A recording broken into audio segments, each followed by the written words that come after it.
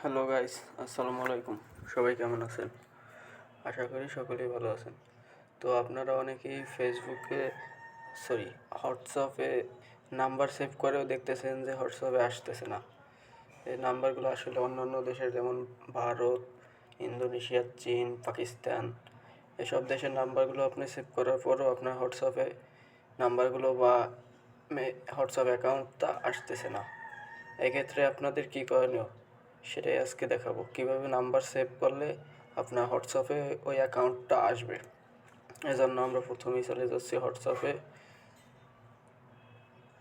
এরপরে যে plus icon, এখানে ক্লিক করে অপেক্ষা করুন। এই যে নিউ কন্ট্যাক্ট, এখানে ক্লিক করুন। এরপরে এখানে আপনি আপনার ওই আইডির নাম দিতে পারেন। এরপরে এখানে নাম্বার দেবেন।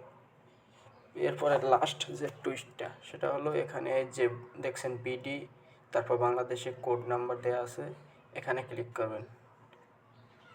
এই যে এখানে যে দেশ, যেমন আফগানিস্তান হলে আফগানিস্তান, পাকিস্তান হলে পাকিস্তান, ইন্ডিয়া হলে ইন্ডিয়া সিলেক্ট করে তারপর আপনি নাম্বারটা সেভ করবেন।